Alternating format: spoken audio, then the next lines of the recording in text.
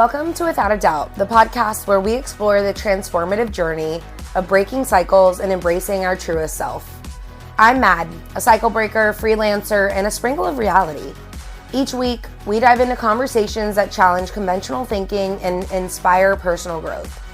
Here, you'll find practical tips to help you navigate your own path towards authenticity.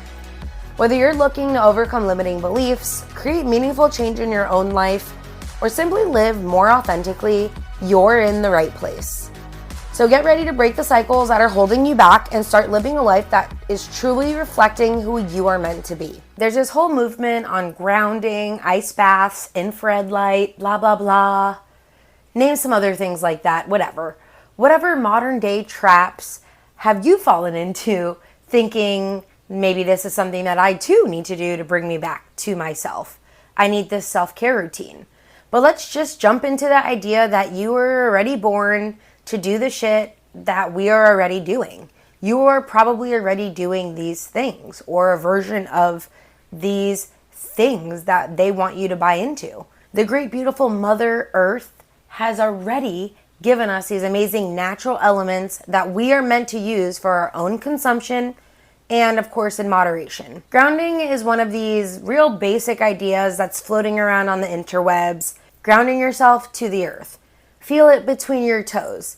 I heard this first in outdoor park yoga when my teacher would talk about really just feeling the earth and ground under your feet.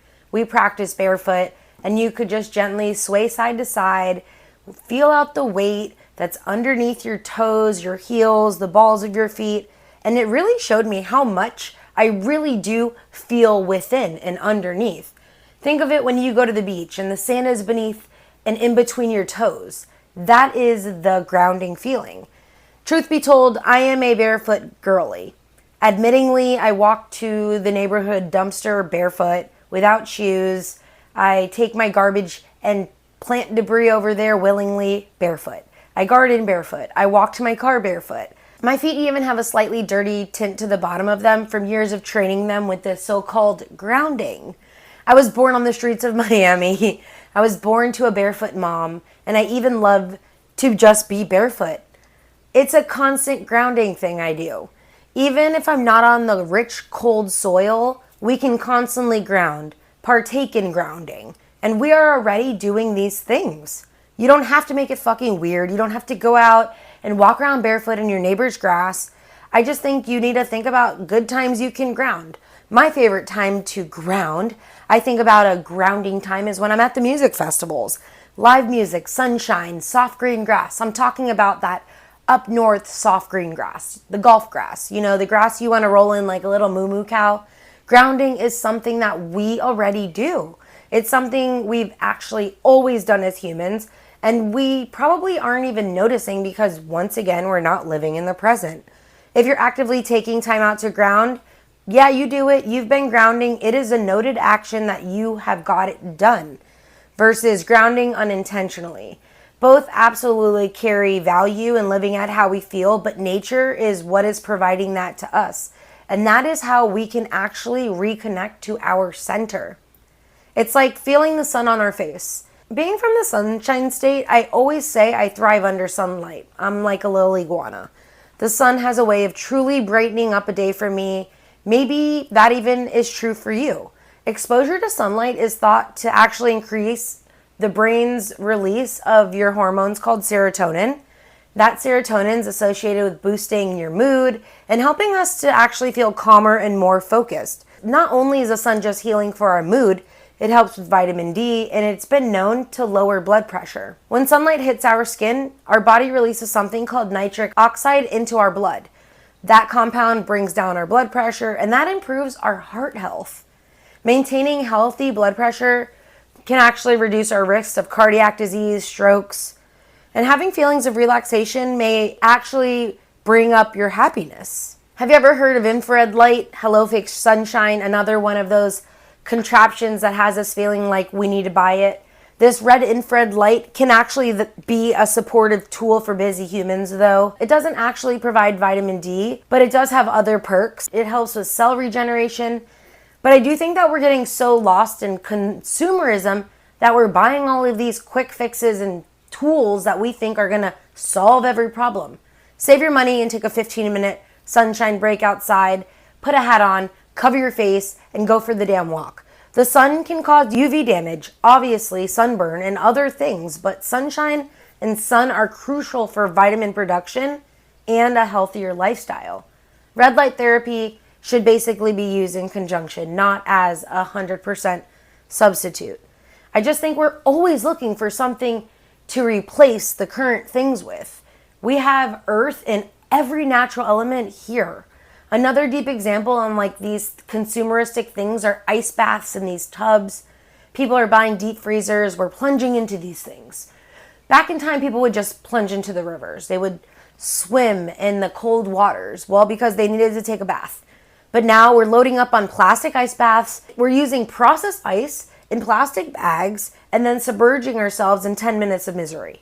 Well, not me. I'm not an ice bather. I think sometimes though, we think like, let's do this for our cellular, blah, blah, blah. I have seen this on Instagram. This is this. There are scientific benefits to this. But I ask, are we critically thinking about money invested in time? We don't really need to freeze our body. There are other things we can do. There are numerous studies about how great it is for you. Like I mentioned, there are retreats you can join. But it's not my jam. I don't like to be cold. I'm a bitch when I'm fucking cold. I'm a cold fucking bitch. But for real, cold plunges can be good for your joints, muscle recovery, performance, only when we're doing it in conjunction with other healing modalities. It works when we work it, and I get it. Using the freezers or the ice tubs or whatever you got and doing what you got with what you can when you do it, whatever, I get it. The ice baths, you got to. I'm just telling you, I'm not going to spend my time or money lugging, storing, buying, and sitting in ice. I think I'd be more willing to jump into a cold river. I'm a nature girly. I like the views. I like the natural elements. And the idea to swim in a crystal clear river, that plunge pulls me in. I like to be free in the nature thing. Nature is healing, and it's often referred to as nature therapy or ecotherapy. It involves the therapeutic benefits that nature provides to our mental and our physical well-being. And let's talk about a few key aspects just to finish up this episode. Stress reduction, spending time in nature will lower cortisol levels, reducing stress, anxiety. You heard me talk about sunlight and blood pressure. Improve mood, happiness. Exposure to natural environments is actually linked to increased feelings of happiness and reduce symptoms of depression. Get outside. Also, enhance creativity.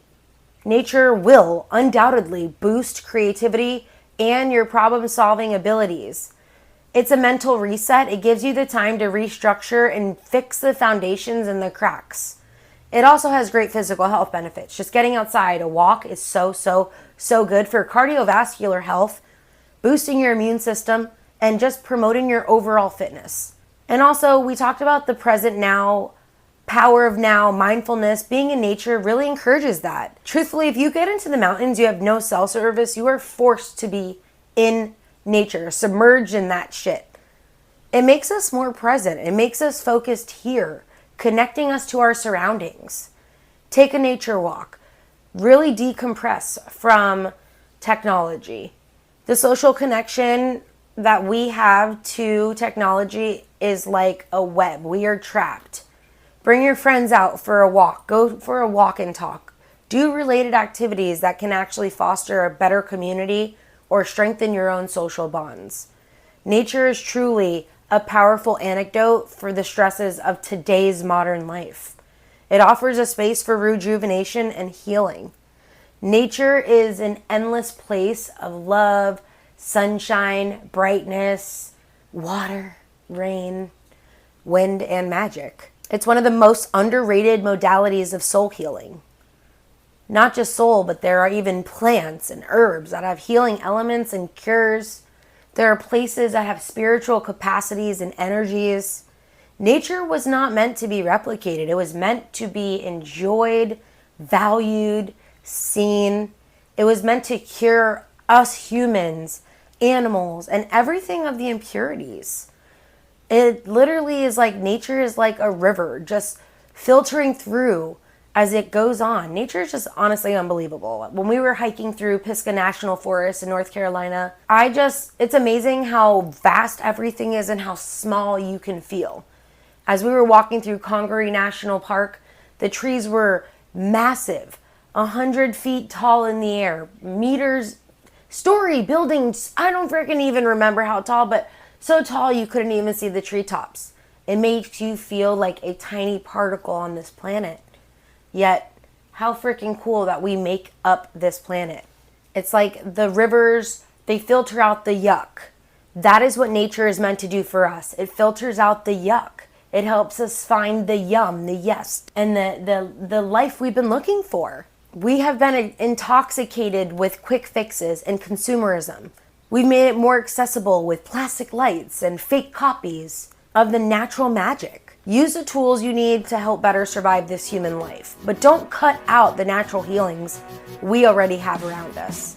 Go out and get some nature time. Go heal yourself unintentionally, or do it intentionally.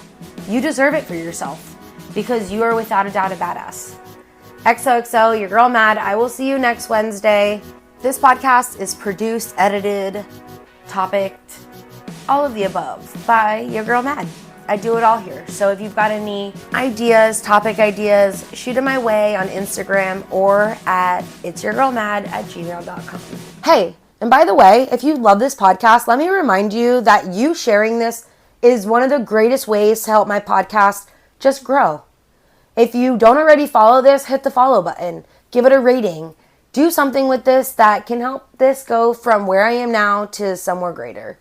You have the ability to help me be a bigger podcaster.